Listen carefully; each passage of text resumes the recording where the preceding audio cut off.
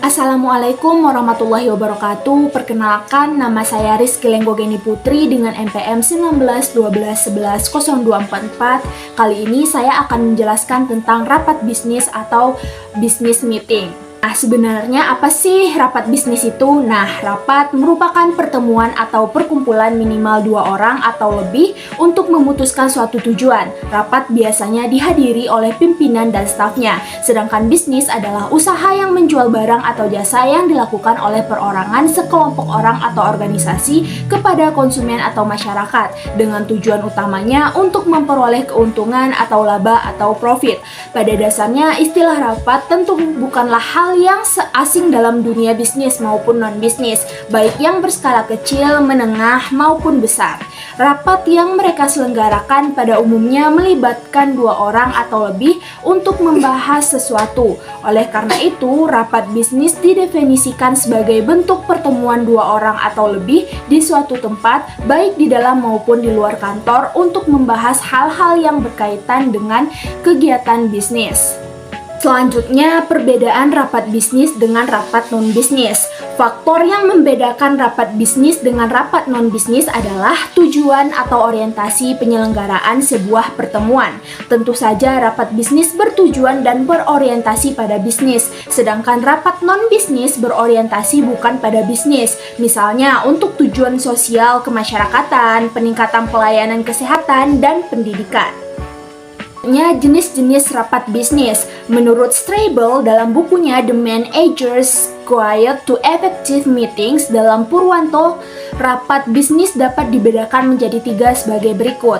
1. Rapat informasional. Rapat informasional diadakan oleh 2 orang atau lebih untuk menyampaikan informasi tertentu kepada para peserta rapat. Informasi yang disampaikan harus jelas, ringkas, menarik, dan tidak bertele-tele.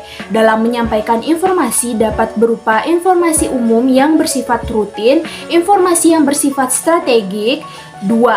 Rapat motivasional. Rapat motivasional diadakan oleh 2 orang atau lebih untuk memotivasi peserta rapat.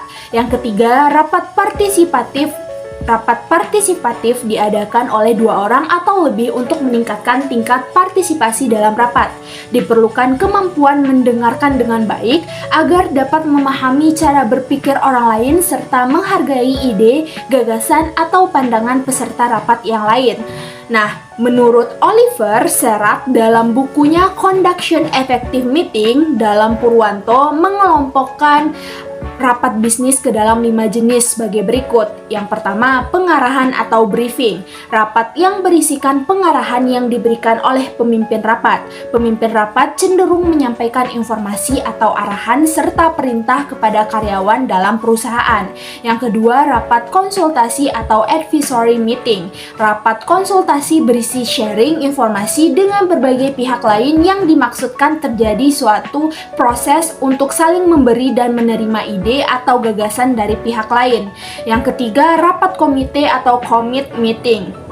Rapat komite merupakan suatu bentuk pertemuan kelompok orang yang memiliki latar belakang profesi yang berbeda untuk memutuskan suatu masalah tertentu berdasarkan suara terbanyak. Yang keempat, rapat dewan atau council meeting. Rapat dewan merupakan suatu bentuk pertemuan kelompok orang yang memiliki latar belakang minat yang berbeda untuk memutuskan suatu masalah tertentu berdasarkan suara terbanyak. Yang kelima, negosiasi atau negotiation. Negosiasi diharapkan dapat diperoleh suatu titik temu atau kesepakatan dengan cara saling menguntungkan semua pihak. Selanjutnya, tujuan rapat. Yang pertama, berbagi informasi. Rapat menjadi media penyebaran informasi secara langsung. Yang kedua, penjajakan ide atau gagasan. Rapat mengumpulkan berbagai ide atau gagasan yang dikemukakan oleh peserta. 3. Evaluasi ide atau gagasan. Dalam rapat dapat menghasilkan keputusan yang tepat dan mengevaluasi kesalahan dari ide atau gagasan yang dikemukakan. Yang keempat, pengambilan keputusan. Dalam rapat dapat menentukan keputusan yang diambil berdasarkan suara peserta yang telah disepakati. Yang kelima, membuat dokumen. Dokumen dibuat sebelum ide atau gagasan dijalankan.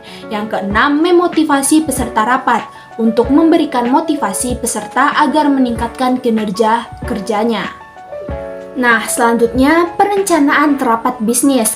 Dalam menjalankan kegiatan bisnis, perlu adanya sebuah perencanaan yang matang agar bisnis tersebut dapat maju dan berkembang. Perencanaan atau planning bisnis yang baik akan membantu mempermudah pencapaian tujuan yang dikehendaki. Menurut Purwanto, terdapat beberapa ciri tentang bagaimana mendesain sebuah agenda rapat yang baik sebagai berikut. Yang pertama, mencantumkan tanggal, tempat, waktu dimulai dan waktu selesai. Yang kedua, mencantumkan rumusan tujuan atau maksud rapat.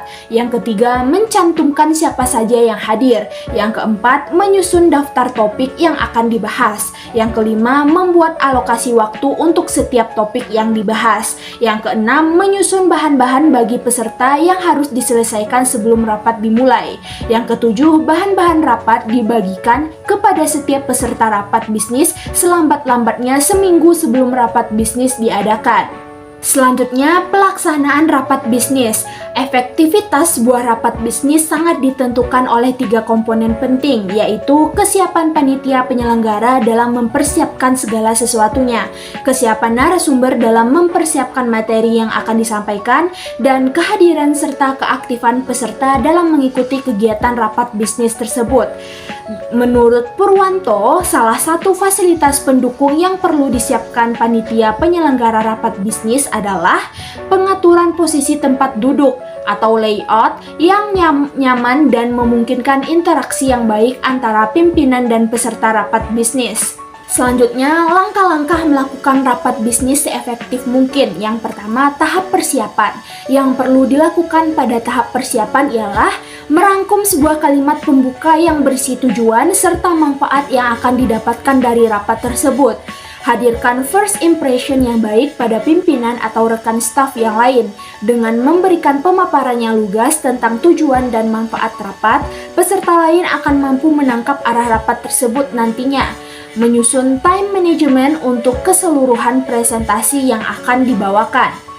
Tetapkan berapa alokasi waktu untuk pembukaan, pembacaan materi hingga proses kesimpulan bersama. 2. Selama rapat bisnis berlangsung. Memasuki waktu rapat, jangan lupa untuk mengutarakan rangkaian kalimat tentang tujuan dan manfaat yang telah Anda susun sebelumnya. Selama rapat bisnis berlangsung, usahakan agar pengaturan waktu tetap dijalankan dengan presisi. Hal lain yang juga tidak boleh Anda lewatkan adalah memberikan waktu pada setiap peserta yang ingin mengutarakan pendapat atau idenya. Membatasi ide yang muncul selama proses rapat sama saja menghilangkan potensi munculnya solusi besar untuk perusahaan. Yang ketiga, pasca rapat. Setelah rapat bisnis selesai, masih ada beberapa hal yang harus Anda lakukan. Notulen dari hasil rapat tentunya sangat penting.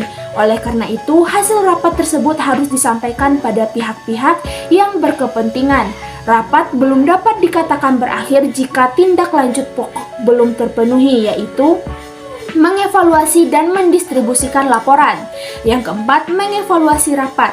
Evaluasi adalah rangkaian kegiatan membandingkan realisasi masukan atau input, keluaran atau output, dan hasil atau outcome terhadap rencana dan standar. Evaluasi merupakan kegiatan yang menilai hasil yang diperoleh selama kegiatan pemantauan berlangsung. Oke, sekian presentasi saya mengenai rapat bisnis atau business meeting. Bila ada terdapat kesalahan, mohon dimaafkan. Wabillahi taufiq wal hidayah. Wassalamualaikum warahmatullahi wabarakatuh. Bye-bye.